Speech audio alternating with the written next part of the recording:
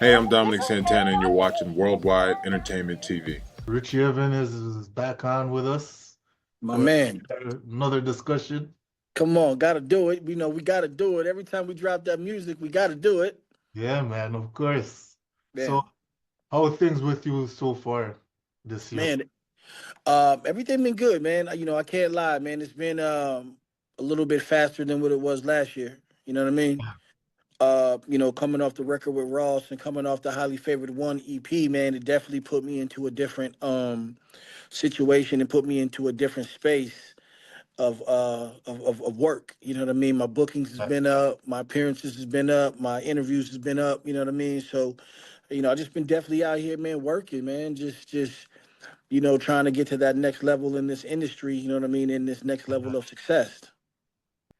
We also had news this morning about some scholars backing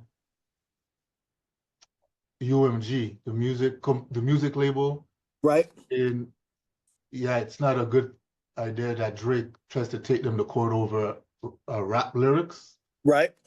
I know it's the 1 year anniversary was last week. What was your whole take on the Kendrick versus Drake beef? I mean, I'm from the West, so I'm standing with my dog Kendrick, ride or die, wrong or indifferent. But I also got a lot of respect for Drake too. You know what I mean? I never met him personally, but I think he makes great music. I think he does solid business. Um, in a rap beef, I don't think I've never seen this level of uh, Yeah, like you know, this. you, Yeah, the thing is, you- on mainstream news, like it's kind of it's crazy. yeah, yeah, yeah. Like I've never seen nobody sue over a rap beef. But like I said, man, That's different too. Yeah, yeah, yeah, yeah. I don't really know. As far as Drake suing UMG, I mean, if that's what he again, if Drake feels that he's right, you know what I mean, and he feels like he was slighted or was disrespected in any type of way, of course, stand your ground. You know what I mean? The unfortunate thing about it is you're suing a company that invested in you. You know what I mean? So yeah, half of the money that you yeah. got came from them. You know what I mean? And you're dealing with a conglomerate that has a lot of resources and a lot of financial um a lot of financial what's the word I want to say? Financial holdings, you know what I'm saying, that can fight this case to the end. You know what I mean? Yeah. So, again, at the end of the day, I'm not saying Drake is wrong or right, and I'm not saying UMG is either. But again, I've never heard anybody sue over a diss record. And if this is something that Drake believes that he's right in, handle your business. But understand what you're getting into. You know, UMG is a big conglomerate, and they have the financial resources to compete with you. It's funny because I think generally for the hip hop fans, it's great because Kendrick is gonna be coming to Toronto in a few weeks. I think he has two shows, Yeah, I and the see. tickets are selling. So Yeah, the, I see Kendrick. He's in my city on the 27th, actually. Shit, I'm in what? I got a concert Sunday with Dave East in Tucson. yeah, I'm in Dallas from the 22nd to the 25th, and then I'm back in Phoenix on the 27th when Kendrick comes. So, definitely gonna check out my bro and definitely check out his show, him and SZA. I know one time we talked a couple of years ago, you was talking about trying to conjure up something with Kendrick Lamar. Is there any updates Yeah, on that? yeah, yeah, yeah. Dot is my man. You know what I mean? And like I said, the feature, is definitely gonna come and but it gotta make sense. You know what I mean? Dot is in a different mental space, artist space, and he's kind of the biggest name in hip hop at this particular point. I don't think that it's a matter of when the record will happen. It's just we just gotta find the right record that makes sense for both. You know what I mean? Yeah, When you deal with somebody like Kendrick, you can't just give him anything. You know what I mean? Like I said, he's probably the biggest name in hip hop at this particular moment.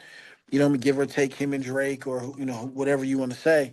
yeah. So anything that I do bring to the table for the album or for the project, the record got to be at a level that he's consistent with at this moment. Okay. I heard you just talked about having some shows coming up. Yeah. Yeah. Could you expand on that? And are you ever thinking of coming across the border? Absolutely.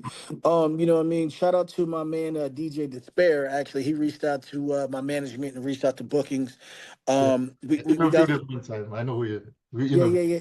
him. Yeah. Yeah. We got some offers out there in Canada. Like I said, he sent over a couple dates and sent over some things. Definitely going to start making my rounds out in Canada. You know, I feel like I get a lot of love, I get a lot of play, but I definitely got to put boots on the ground, man, and start getting in front of people. You know what I mean? Start going out there, smacking some hands, going to Toronto, Montreal, Winnipeg, other places, and really, letting them know that I fuck with them as much as they fuck with me. So we Yeah. definitely going to be out there, bro. And when I do, I definitely got you. Okay. So there was a video released by Brandon Buckingham. He's a YouTuber that goes to different hoods across North Okay. America, UK.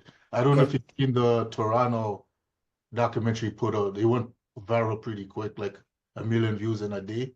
Okay. Do you know anything about the hip hop scene in Toronto? Any? Um. So here's the thing. I mean, of course, outside of Drake, what was the buddy's name who was big out there? The beat? OG. What's his name? Cardinal? Yes, Cardell Official. Yeah. So when I started kind of doing my research on Canada and things like that, his name was one of the ones that consistently came up. Yeah. Outside of Drake. You know what I mean? Yeah, he's a pioneer. Yeah. Yeah, absolutely. So I've definitely kind of kept my ear to the streets a little bit and, been kind of looking into different things and things like that because even outside of me being out here, you know, if opportunity fits and it works, I definitely want to start, networking and collabing with some artists that make sense in that region. You know Yeah. what I mean? And vice versa. Like I said, man, one thing about me this year, I really want to start getting in front of people. I want to start touching different cities, different countries, and really just, like I said, high five, kissing babies, and handling business. You know what I mean? Yeah, man. So speaking of collaborations, you're on the West Coast, but you seem to reach out to the East Coast and got Yeah, track with Dave East. How did yeah. that go? Man, I was out in LA at the time, and I was working on Highly Favored 2. And shout out my man Eastside K Boy. You know what I mean? He's out there from the East Side, out there in Compton and all that. He's one of the A&Rs for my project. Yeah, And I kept telling him, I was like, man, me and Dave kind of been, tit-tacking on on the DM and things like that back and forth, but I knew that he had a real solid personal relationship with him. So when I ended up reaching out to him and he ended up putting the play together and got Dave the record, and yeah, Dave fucked with it. You know what I mean? I think Dave was in the studio with Mike and Keys at that particular time, and I think I was like across the street at Paramount or something, but he ended up hitting me back. He said he liked it. He said he was going to send it to me in 24 hours, and he did.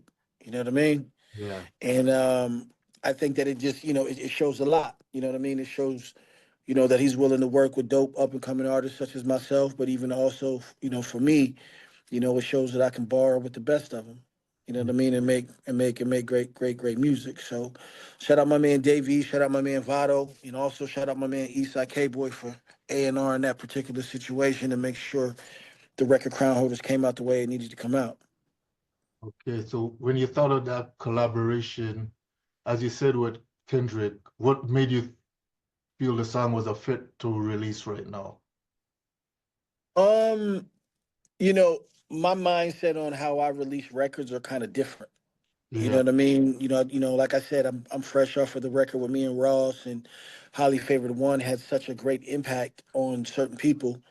Um, when I came back around with my first record, sometimes I feel that people forget that I'm a MC too. You feel me? Like I'm a barsmith. Like yeah, I like to make, you know, radio records and records for the females because like I said, I felt my whole career coming from under game that I never had the opportunity to um be shined on that light, if that makes sense. You know what yeah, I mean? hyper. But so when I end up doing the record with Dave, like I said, man, it was something that I instantly heard him on, but I also wanted people to kind of just respect the art form. You know what I mean? Yeah. Like, hey, this is a record that's not a radio single. It's not a, but it's a strong record that you got to respect, and it's so on point. You got to vibe. So, yeah, it was just timing and kind of the way that I was feeling at that particular moment. Okay. So you spoke about Highly Favored, and I know you're coming with Highly Favored Part 2. How do Yeah. you plan to build off the first one? Say it again. How do you plan to build off?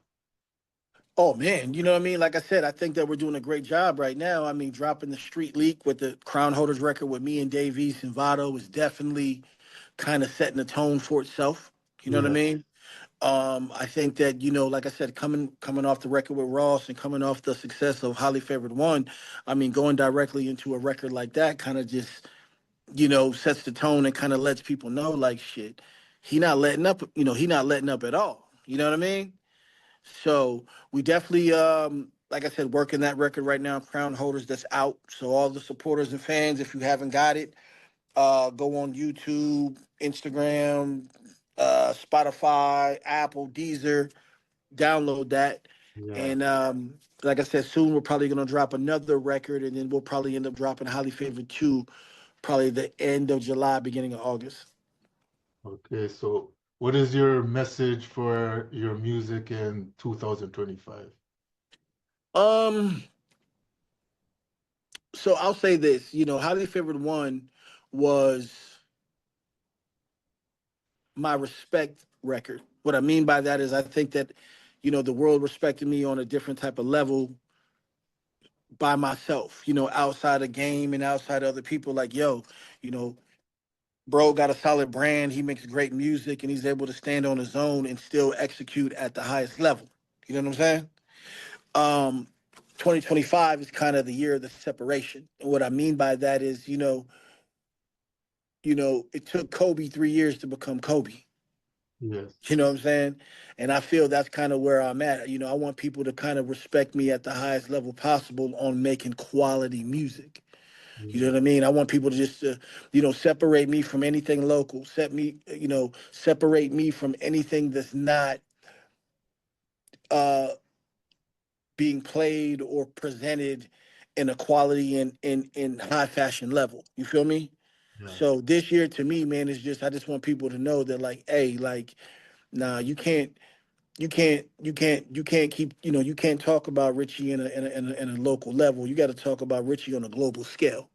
You feel me? He's getting interviewed in Canada. You know what I mean? He's getting shows in L.A. You know what I mean? He's going to London. You know what I mean? Like I want people to understand that the work ethic and the music has raised to another bar this year, and hopefully that I got the will and know how to keep going. Okay. So is there anything else you want the audience to know? Yeah, man. Just check for me. Like I said, man, talk to me. Hit me on Instagram. My Instagram is Who Is Richie. Download the new single right now, Crown Holders, featuring Vado and Davies. Yeah. If you haven't, you know what I mean, Highly Favored 1 is out right now as well. Got the record with me and Rick Ross and J Rock and Eastside K Boy and Vito. Definitely a crowd favorite. And just stay tuned. We're gonna drop Highly Favorite 2 probably the end of July, going into August. You're gonna see me moving a lot more around different cities and states and countries. And we're just gonna do top dog business. You know what I mean? That's real. All right.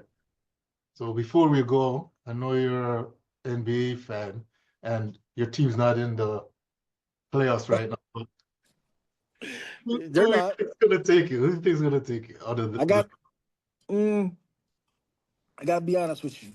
So ah, let me hold on. I'll say this. I want I wanted Cleveland to win their series, but that's over. Yeah. I think New York is gonna, New York, they're good to go. I wanted Golden State to beat Minnesota, and is I think Denver's going to beat OKC in 7. I could see that.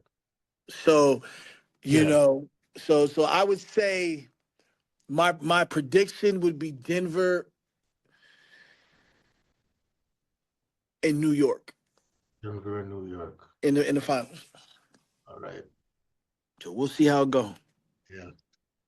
So that's your pick for the year. Yeah, that's my pick. All right.